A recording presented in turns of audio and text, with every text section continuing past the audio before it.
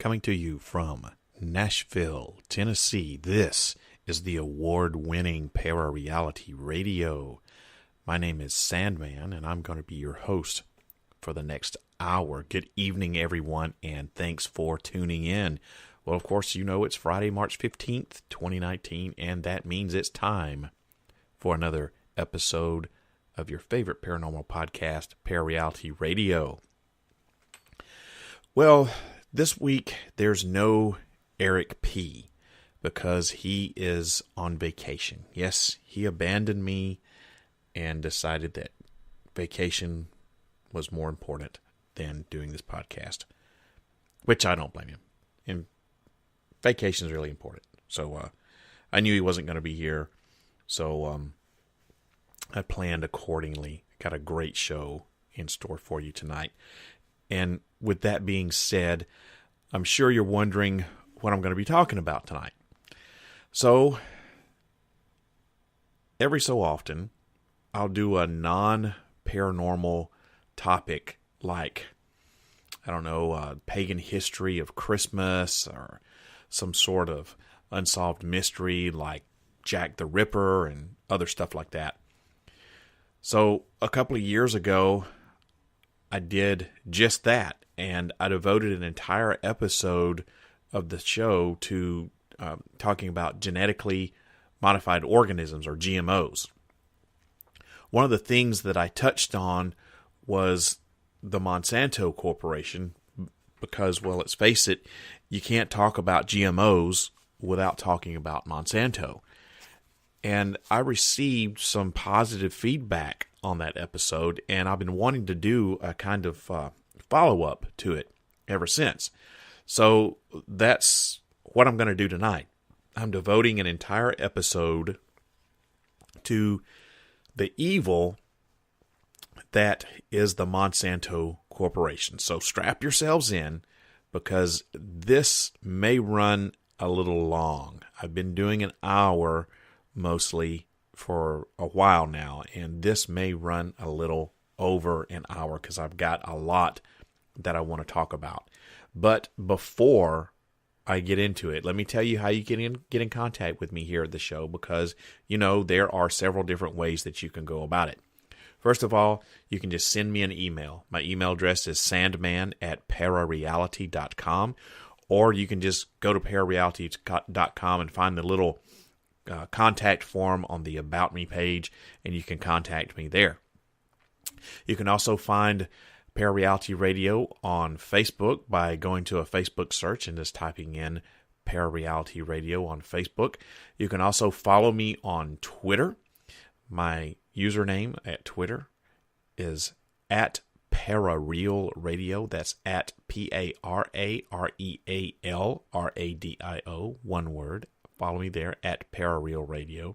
And you can also call the studio line at 615-692-1170 and leave me a message. Just be aware that I may play your comment back on the show like I did last week.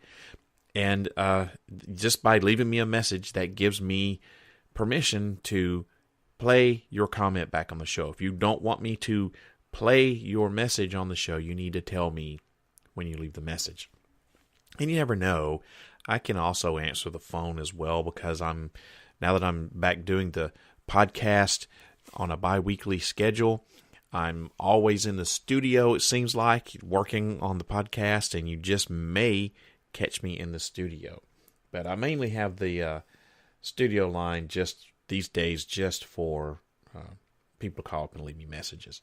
So if you want to call that number, 615-692-1170. That number to call, once again, is area code 615, then dial 692-1170. All right, that does it for all the preliminary BS stuff. We want to talking about the evil of the Monsanto Corporation, and that's what I'm going to get into here. You know, for thousands of years, farmers have saved seeds from one farming season to the next. But then here comes Monsanto, and they developed genetically modified, or GM for short. They developed genetically modified seeds that would resist its own herbicide, the glyphosate-based Roundup. And when Monsanto did that, it patented the seeds. Now, the United States Patent and Trademark Office, for just practically all of its history, actually refused to grant patents on seeds because they viewed seeds as life forms with too many variables to be patented. However, you go to 1980, and the U.S. Supreme Court allowed for seed patents in a very narrow decision. It was a 5-4 decision, and this laid the groundwork for plenty of corporations to start gaining control of the global food supply. The patenting of seeds is only one of the different ways that Monsanto affects food, farming, and all of our future health. So they have seeds of profit and dominance. I'm breaking this down into sections. So section 1 here I'm calling seeds of profit and dominance. Over the past 20 years or so, a collection of 5 giant biotech corporations, Monsanto,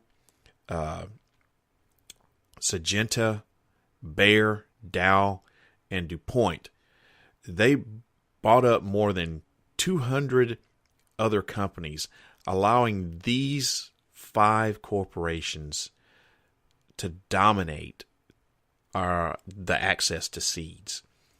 And Monsanto, specifically, we're talking about here, Monsanto is your typical long-standing super corporation. The people that run it are incredibly intelligent, they're incredibly rich, and Monsanto itself is also just incredibly fucked. One of their most notorious product creations was a chemical, and you've probably heard of this. It was a chemical by the name of Agent Orange, which was used in chemical warfare in the Vietnam War. It killed and disfigured what's estimated to be in the millions of Vietnamese people. And Monsanto has become the world leader in genetic engineering of seeds, winning a total of 674 biotechnology patents, which is more than any other company.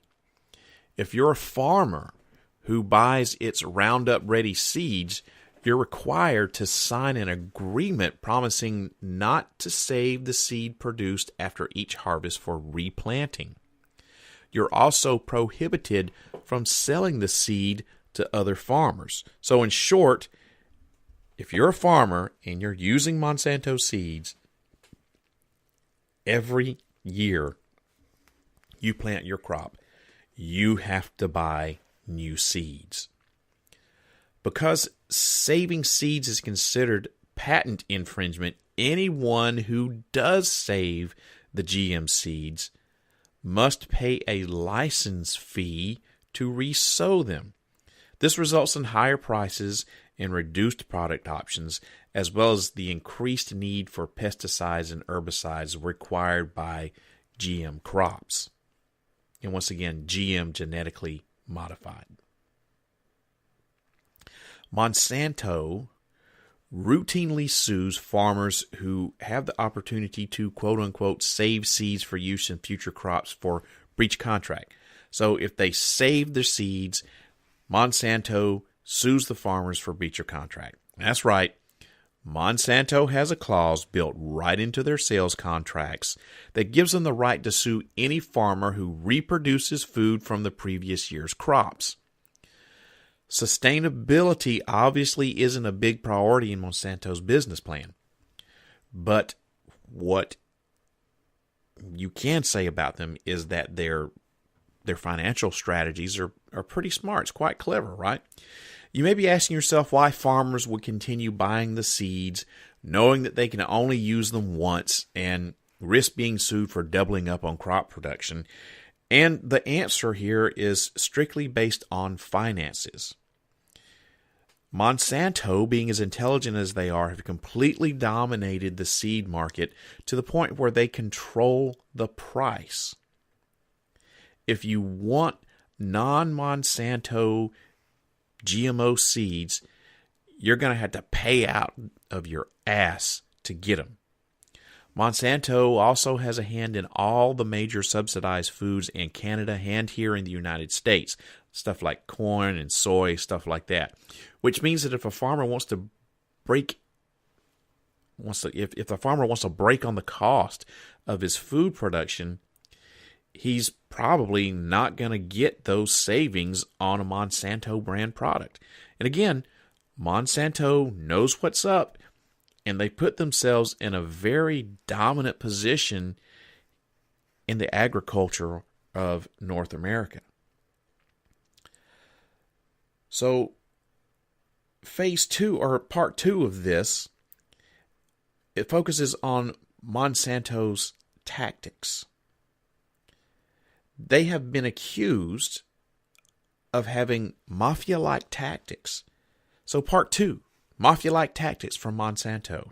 Given their current powers, Monsanto puts pressure on farmers, coops, seed dealers, co-ops. I can't even read my own writing here.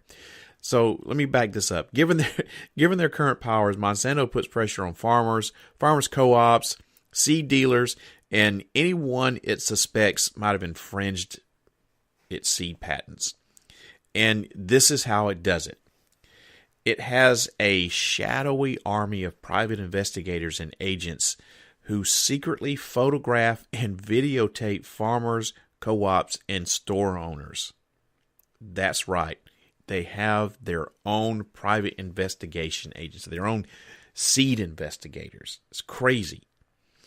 Riding around in their cars, their little unmarked black cars with their freaking video cameras, high dollar, real expensive digital cameras with these telescoping lenses and stuff. And they're actually riding around, hiding in the bushes and shit, taking pictures and videos to make sure that these farmers are not reusing seeds. Its private investigators infiltrate community meetings, and they gather news from informants about farming activities. So how do they get the informants to give them the info? Well, they pay them, of course. Monsanto's a multi-billion-dollar corporation, so they just pay them a little bit of money. And, if you're a poor farmer, I guess, and struggling to make ends meet, and you need to provide for your family, Monsanto says, hey, I'll give you $10,000 if you'll, tell on your neighbor.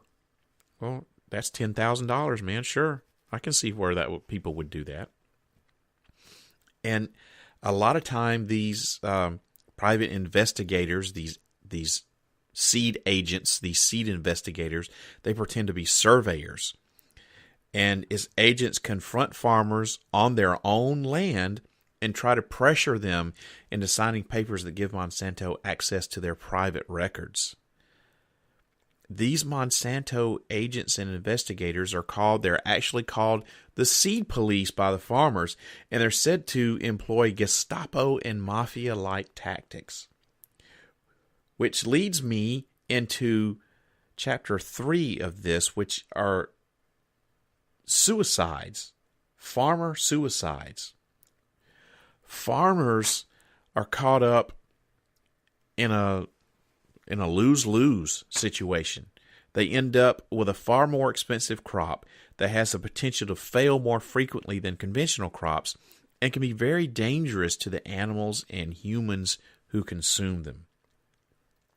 According to Philip Howard from Michigan University, the increasing power of seed companies is incompatible with renewable agricultural practices, and one solution to restricting their control would be through banning the practice of granting patents on seeds, plants, and genes.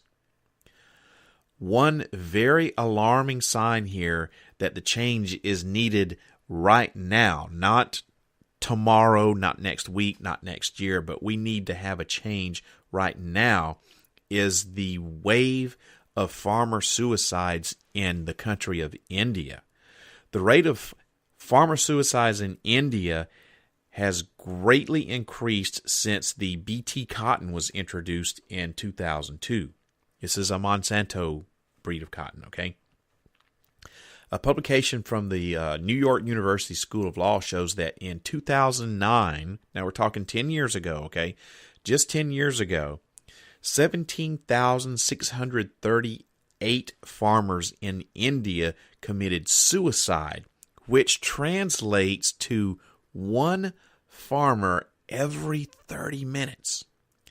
And a great number of those affected are cash crop farmers, cotton farmers in particular, with that Bt cotton, that's a Monsanto cotton. That is an alarming number, and that's just from 10 years ago. And I don't have statistics past 2009. I'm sure they're out there. I just couldn't find them for the purpose of the show when I was doing research. There are a number of factors contributing to this rash of suicides, this grim reality, which has been dubbed the largest wave of recorded suicides in human history. The largest wave of recorded suicides in human history.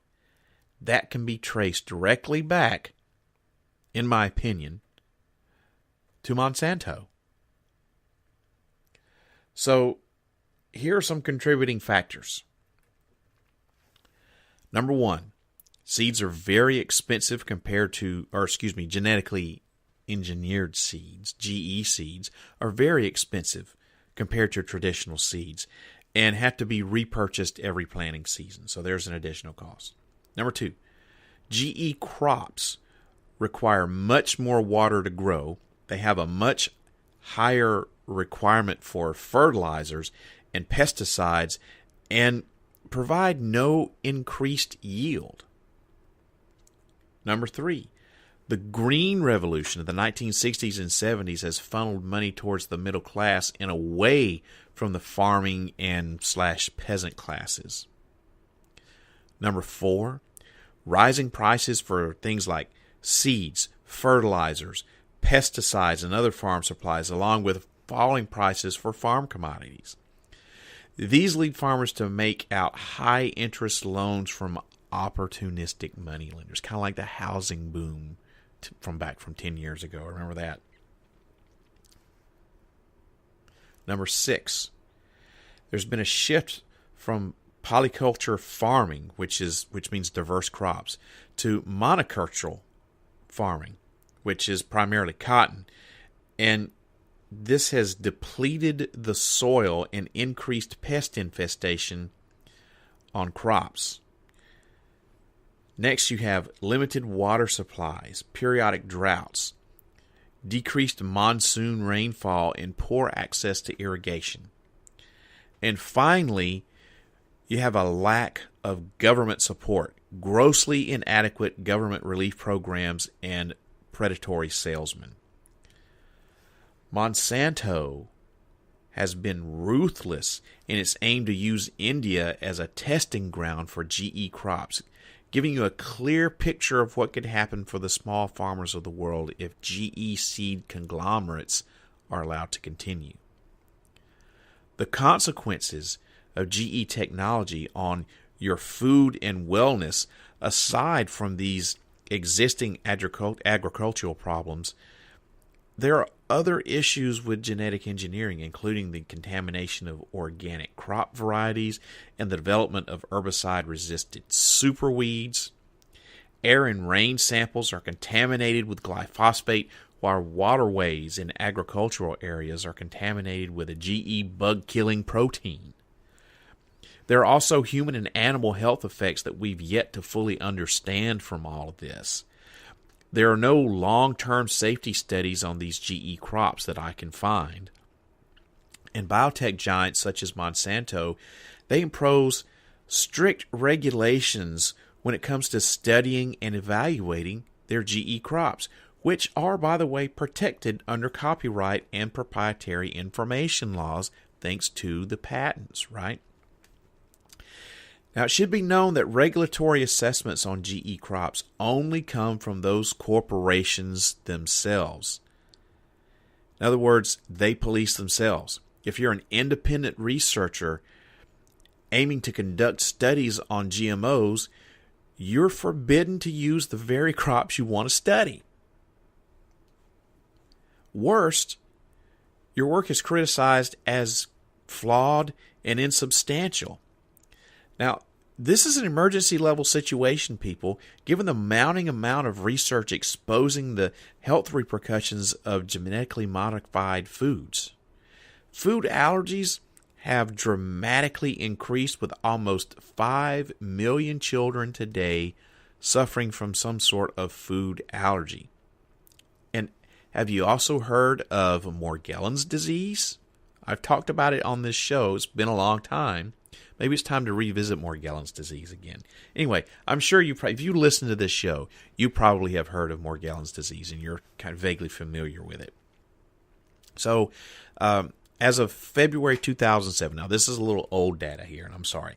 As of February 2007, more than 10,000 reports coming in from 15 nations across the world, including all 50 U.S. states. They had reports of this mysterious disease. There's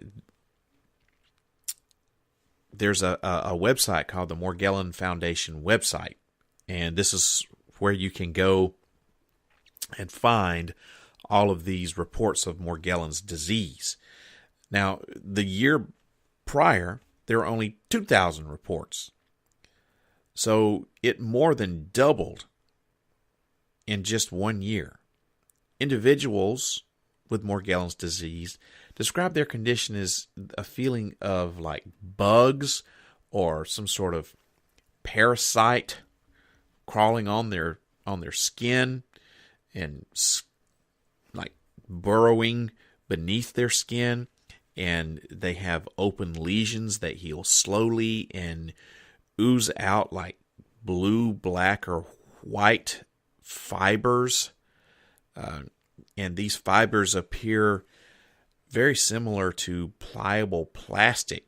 They can be as fine as like spider silk, yet are strong enough to distend your skin when pulled and cause shooting pains when you try to remove them. Morgellons disease has been linked to genetically engineered food. A research team from Oklahoma State University, led by one Dr. Randy Wymore, studied some of the fibers sent by Morgellons patients, and they discovered that the fibers from different individuals look strikingly similar to each other, yet they don't match any common environmental fibers. A professor of biochemistry and cell biology at Stony Brook University in New York by the name of Vitaly Chiklovsky found that the fibers contain Agorabacterium, a genus of gram-negative bacteria capable of genetically transforming plants and other species, including human cells. So are we on the brink of the genetically engineered food disaster that we feared from the very start? That's my question. It certainly seems like it. Now, Monsanto is not only engaged in developing genetically modified organisms, or GMOs, but unfortunately, it also has a deep entrenchment in the pharmaceutical industry. Starting all the way back in April of 2000 is when Monsanto partnered with the Pharmacia Corporation and basically started getting into pharmaceuticals. And that's scary to think that you've got this evil company that has all of these scare tactics and bullying that they're doing with farmers, and not caring about the health and safety and well-being of not only us as the consumer, but they don't give a damn about the farmers. They don't care if the farmers, live or die, whether they make money or not. But now you have them dipping, their toes in the pharmaceutical industry. There are a few individuals connecting GMO crops with the sale of drugs, but both pose significant challenges to your future health, is what I'm trying to say here. All right. The pharmaceutical industry is, it's among the primary driving forces for the traditional paradigm, which focuses on using, Band-Aids to treat symptoms and thus make you sicker and sicker. It requires more of its expensive self-serving drug solutions to address your symptoms. And you put GMOs and the overuse of drugs together, one's feeding the profits of the other, and you get a crisis here. This is a cause for urgent concern as far as I'm concerned. The double use of the word concern. So now we move to chapter 4 here, which is Monsanto is destroying the food system via their GMO crops. Virtually all the claims of benefits from GM crops, things like increased yields, more food production, controlled pests and weeds, reductions in chemical use in agriculture, drought-tolerant seeds, stuff like that. Virtually all these things haven't materialized. The Global Citizens Report on the State of GMOs says this: contrary to the claim of feeding the world, genetic engineering has not increased the yield of a single crop. Now, this is the Global Citizens Report, globally. Herbicide-tolerant crops are Roundup Ready crops, if you're a Monsanto person. We're supposed to control weeds and BT crops, and we're intended to control pests. Instead of controlling weeds and pests, GE crops have led to the emergence of super weeds and super pests. Herbicide-resistant crops such as Roundup Ready cotton can create the risk of herbicide-resistant super weeds by transferring the herbicide resistance to the weeds.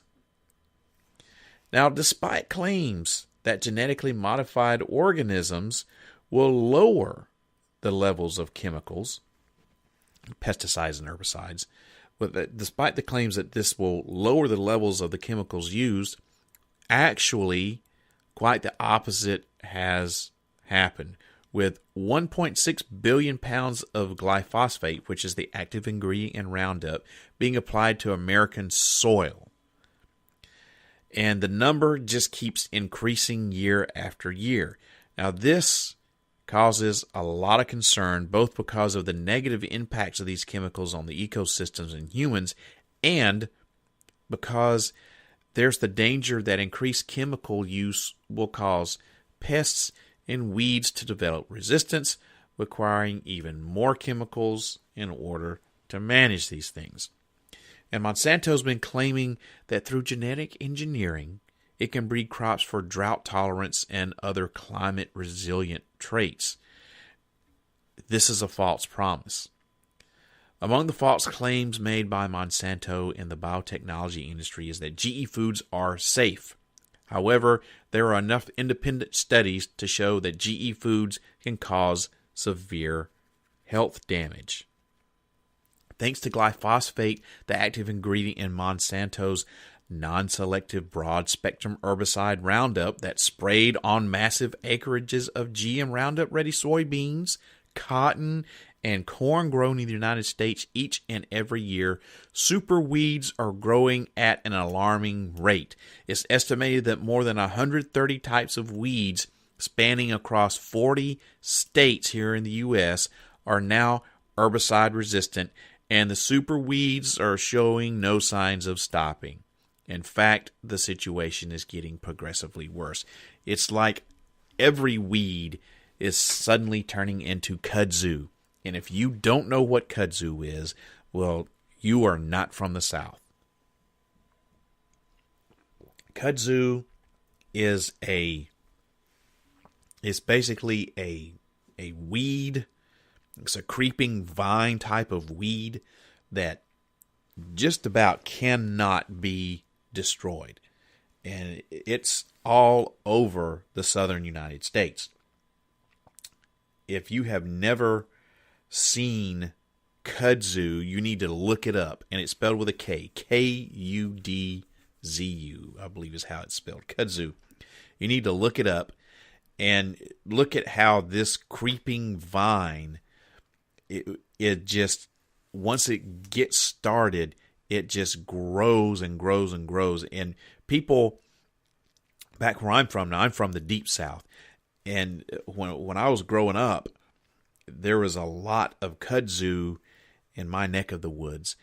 And people would actually, when they got a kudzu infestation, they would actually go out and burn it.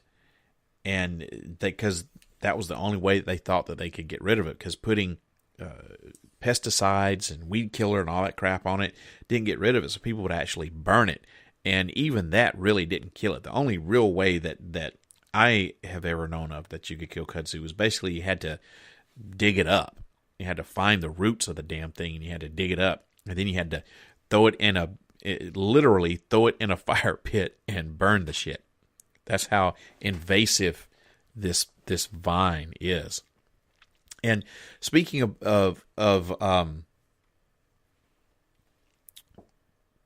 this genetically engineered, or these GMO foods, I talked about Monsanto saying that GE foods are safe, and I mentioned that there's independent studies that show that they can cause severe health damage. If you take an animal, and I mentioned this back when I did, back in 2017, I believe it was in March, so it's been 2 years ago that I did the show on GMOs. But if you take an animal and you have the same food, whatever it is, and you take a horse and you have an apple, and you have a naturally grown apple, and you have a GMO apple, and you offer both apples up to the horse.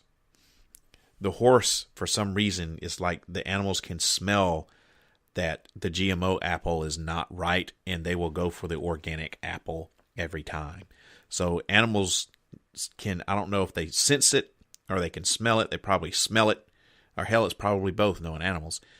But they know that what you're offering them is genetically modified.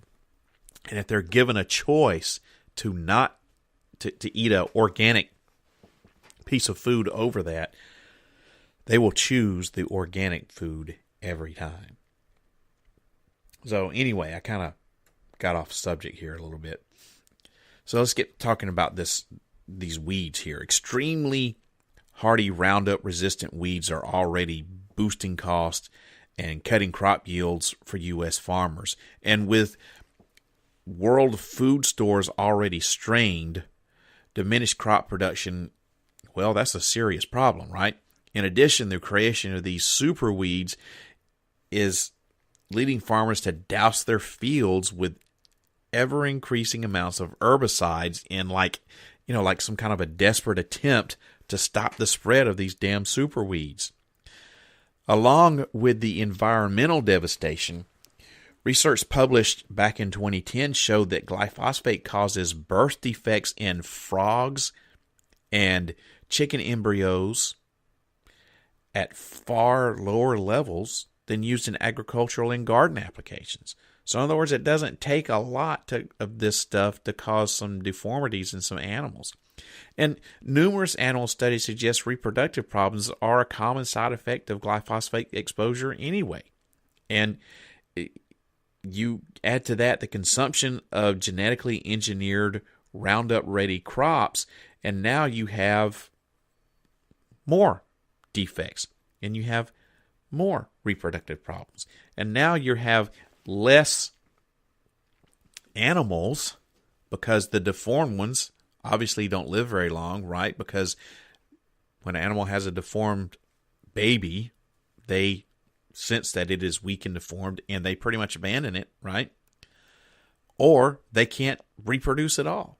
So now you're cutting down on the food short, or you're cutting down on the food supply for us carnivores. So it's like a never-ending vicious cycle. And quite shockingly, the amount of glyphosate residue you can be exposed to through food is remarkably high, and it's very close to the maximum residue limit legally allowed. According to GMO expert Jeffrey Smith, there's so much glyphosate in GM soybeans. When they were introduced, Europe had to increase their allowable residue level by 200-fold. 200. That is crazy. I can't. So instead of just saying, "Oh, we're not going to allow this in," there's like, "Oh well, we'll just increase our allowable limit." That just shows you how much power that Monsanto actually has. That's a crazy amount. I cannot believe that. All right. So what chapter am I on? Okay. I believe I'm on chapter 5 here. had to count for a second. So chapter 5, or part 5 of this. How can a company get away with all this? Well, as I've already established, Monsanto is a company that moves in well-strategized directions. They aren't likely to push a product or make any corporate moves that aren't already predetermined successes, right?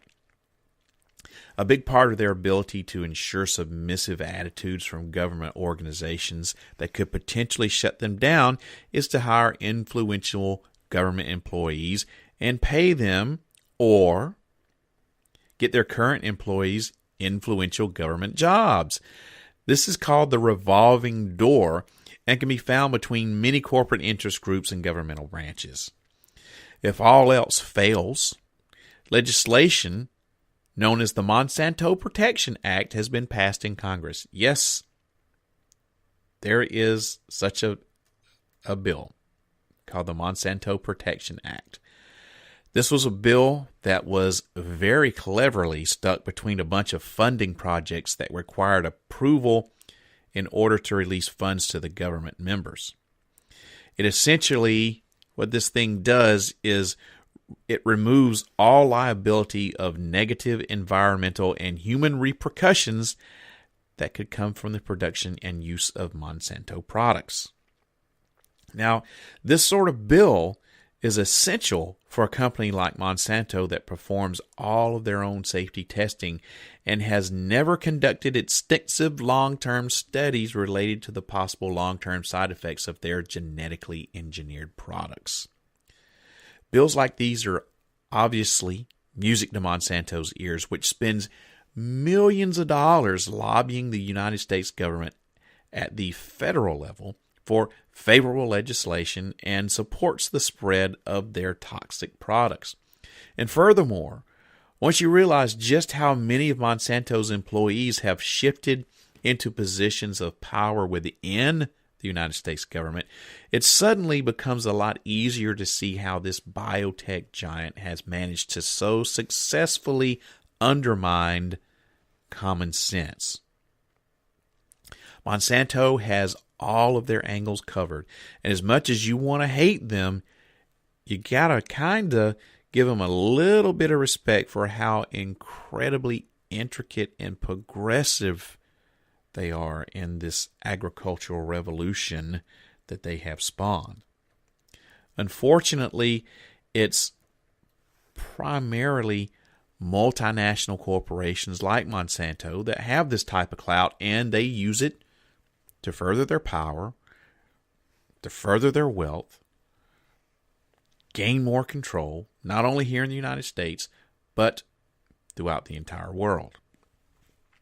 For instance, Monsanto and other biotech companies have collaborated with the Gates Foundation via the Alliance for a Green Revolution in Africa, also known as AGRA. They have collaborated with the Gates Foundation to inject genetically modified crops into Africa. And Monsanto's golden rice is being pushed in Asia as a way to alleviate vitamin A deficiency, which is common in developing countries where people don't have regular access to beta-carotene-rich foods like vegetables and fruits. But it doesn't take much digging beneath the surface to uncover the true motives of seeking to plant golden rice in the developing world, and they have much more to do with dollars and cents than it does with alleviating nutritional deficiencies. In fact, there's a reason to believe that GM golden rice will do little to improve vitamin A levels in the poor and may actually make vitamin A deficiency worse instead of better.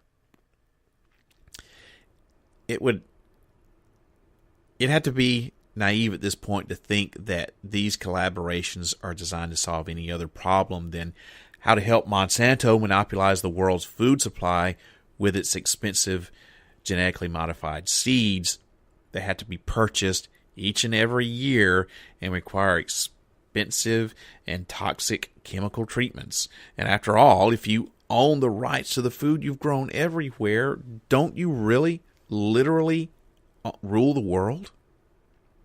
But there is a little bit of hope in all this, because what really made me decide that I wanted to do this show about Monsanto was I was watching late night television. Let me get a drink here. Oh yeah, that's good. So I was watching late night television. Couldn't sleep. And I saw this commercial. Everyone's seen it. Where the law firm has their paid spokesperson to come on and talk about, have you been in an accident? If you have, call us and we'll sue. You can get in on this class action lawsuit.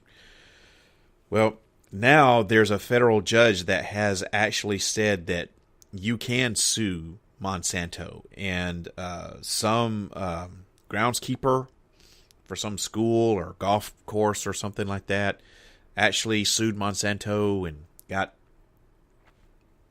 millions of dollars.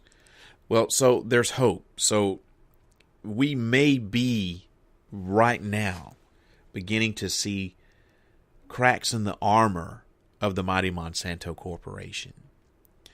Maybe, just maybe, we can have enough legal action against them to hold them accountable for what all it is that they have done in the past and are continuing to do to this very day. Maybe we can force a change. There is a huge movement for people to not eat genetically modified foods. People want to know what they are putting in their bodies these days. And there's a huge movement for things to be organic. Now, it's expensive to go organic. And it shouldn't be, but yet it is. But maybe, just maybe, we're beginning to see chinks in the armor, and we can force some sort of change in the way that Monsanto operates, and we can finally have a way to better control what we put in our bodies. It's hard right now to control what you put in your body. And by that, what I mean by that is if you don't have the financial resources to eat organic, then you're at the mercy of companies like Monsanto. Why do you think fast food restaurants are just popping up left and right all over the place. It's cheap, man. It doesn't cost. You think that Happy Meal that you buy at McDonald's for $5, do you really think it costs $5 for them to put that together? Hell no, it doesn't cost $5 for them to put that together. Fast food is cheap, and the stuff that they use to make it with, all the preservatives and chemicals and genetically modified shit that they make it with, is cheap. And they're making a profit off of it. So, this brings me to the last chapter here, which is, what can we do about this shitty company? Well, I can start by telling you what you shouldn't do. And you need to stop blaming technology for a problem that corrupt companies like Monsanto abuse. You not only take away from the actual issue, but you lose the support and interest of the scientific community when you make it out as if they're the ones that are somehow responsible for the decisions and intents of a massive super corporation. Although there are a handful of scientists responsible for GMO tech abuse, the rest of the scientific community is a sensitive bunch of people. And if you blame science for the issue, you lose science's support of your concerns. And secondly, showing up to the front lines of street-level protests can be, it can be a respectable first step, but without taking any real action on a personal level, it really could all be for nothing.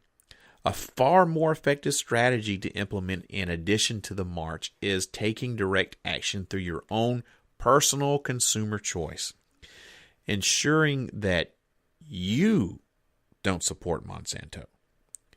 Grow your own fruit and vegetable garden. Support local organic farmers and educate yourself on the sub-companies and products that Monsanto creates or has a hand in. The less money that makes its way into their greedy pockets, the less power they have. Now, it's nice to be around like-minded people and feel as though you're making a difference, but the fact of the matter is far too often the feeling of making a difference prevents people from actually taking steps that truly make the change occur. So, know the facts. Determine the root cause of the problems you're trying to solve and start with yourself. All the rest of that stuff is just lip service. You can take control. You can take control of your food and health. GE foods have become so ubiquitous in the food chain. They're so prevalent in the country that if you just randomly pick a packaged item off the grocery store shelf, there's probably about a 75% chance of picking something with genetically engineered ingredients. 7 out of every 10 processed foods have been genetically engineered, which kind of goes back to what I was just saying just a few minutes ago, right?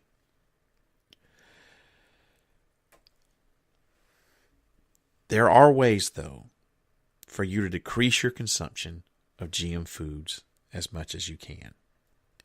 First off, you can reduce or eliminate processed foods in your diet. The fact that 75% of processed foods contain GE ingredients is already compelling enough for you to eat only a whole foods diet, as far as I'm concerned. Second, be a savvy reader of produce and food labels. Making up the largest portion of GE crops are conventionally raised soybeans and corn. Ingredients made from these foods include high fructose corn syrup, corn flour and meal, dextrin, starch, soy sauce. Yeah, I love soy sauce. Margarine and tofu. Who would have thought that tofu would have genetically engineered stuff in it? My wife is a vegetarian. She loves tofu.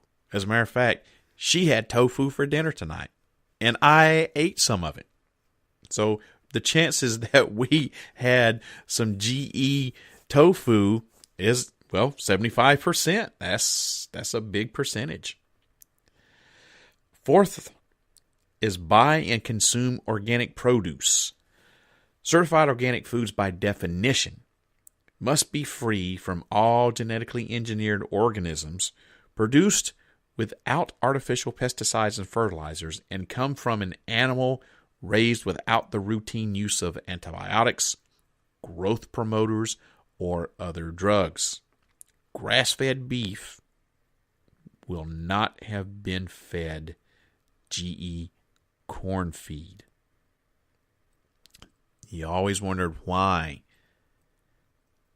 it says grass-fed beef on your steak label or in the restaurant. It's because they're telling you, without saying it, that this is not genetically engineered beef because it hasn't been fed genetically engineered corn. Finally, you can let your elected officials and health regulators know how you feel about GMOs. Ask your local supermarket to stock more natural, organic foods. Vote with your wallet, people. Avoid everything containing GE ingredients. This means you'll have to avoid practically all processed food products and stick to fresh, organic, locally grown food. This will allow you to rediscover basic food preparation in your own home. You'll do your health a favor by cooking from scratch and using only wholesome ingredients. Now, it's just like I said earlier, it's expensive. Okay, if you want to try to cut out genetically modified food from your diet, you're going to have to be willing to come off of your wallet a little bit more. You're also going to have to be willing to pay more attention to the labels on the foods that you eat. And you're probably going to have to learn how to cook. And that is a very lost art, quickly becoming almost a thing of the past just about. Thank God that they have these meal-in-a-box food companies these days that deliver shit to you so you can cook by following the little simple instructions on the cards that they give you. Cooking, people, is not all that difficult. I know because I can do it. And I'm a pretty good damn cook. Just ask anyone that I've ever cooked for. Yes, I'm bragging on my cooking skills. I'm allowed to do it. It's my show. But cooking is quickly becoming a lost art, a thing of the past. So learn how to cook. And when you learn how to cook, when you learn how to cook, it will make you, just by learning how to cook alone, it will force you to be more in control of your own diet. And if you're going to be more in control of your own diet, that means you're going to be more in control of the things that you put in your body. All you have to do then is just read the labels, make a conscious effort, and you can drastically, if not completely, cut out on your GMO consumption. And that, my friends, does it for me. Getting off my soapbox about the evil of Monsanto. It's probably a little bit of a confusing show. I had so much information that I wanted to put in there and try to get it in an hour. And damn if I didn't do it. We're winding down the show. I got 5 minutes left. So with that being said, I want to say that I hope that you enjoyed tonight's show. Let me know what you thought about it by sending me an email. That's sandman@ParaReality.com, sandman@ParaReality.com. Or you can go to my website, look on the About page, and there you can just fill out the Contact Me form. ParaReality.com, by the way, is where you can find out all kinds of information about the show. You can listen to current and past episodes. And if you click on the Extras tab, you can join the official ParaReality Radio forum. It's free to join. You can shop in the ParaReality Radio store, and you can even watch some show videos and other stuff like that. Also, don't forget to follow ParaReality Radio on Facebook. You can also listen to the show there as well, and you can find out more about what's going on in the world, kind of like behind the scenes of ParaReality. I'm also on Twitter. My handle there is at ParaRealRadio. That's where I'll be tweeting out announcements and like special guests and topics and all kind of little interesting articles and stuff. So be sure to follow me on Twitter at ParaRealRadio. And you can now listen to ParaReality Radio on your favorite podcast station. The show is available on Spreaker, Stitcher, Google Podcasts, Player FM, and YouTube. All you got to do is just go to one of those websites and search for ParaReality Radio. Now, I'm currently working on getting on iHeartRadio and iTunes. Haven't completed those processes yet, but I am working on it. So for all of you Apple people out there, I'm not. I'm an Android guy. But for all you people who have Apple devices, which there are millions of you, hopefully soon you'll be able to listen to me on iTunes. Also, if you have an Alexa device, you can listen there too. If you have any of the aforementioned podcast skills on your device, just say, Alexa, play the ParaReality Radio podcast, and you'll be listening to me on Alexa in no time. Everyone, that does it for tonight. My next show is going to be on Friday, April 5th, 2019 at 8 o'clock p.m. Central U.S. time. So make sure you tune in, and find out. Everybody, I hope that this radio program opens up your mind to new ways of thinking, expands your consciousness, and produces a change in the way you see the world. If you wish to change, you must lift the veil of ignorance that has been cast over your eyes. Only then will you see the true power of the universe. By the way, if you want to listen to the first part of this podcast, if you want to listen to the one that I did 2 years ago on GMOs, just go to Spreaker and find ParaReality Radio on Spreaker, and you can listen to it.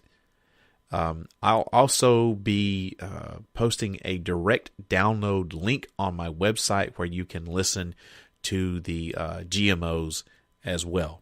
So I suggest you after you listen to this podcast, if you want to hear all about my GMO show, then you should do that, because it's pretty informative as far as I'm concerned. So anyway, that about does it for tonight. I hope you have a wonderful evening, and I will see you guys again in 2 weeks on April the 5th, 8 o'clock Central Time. See you later, everybody. If you wish to change, you must first lift the veil of ignorance that has been cast over your eyes. Only then will you see the true power of the universe.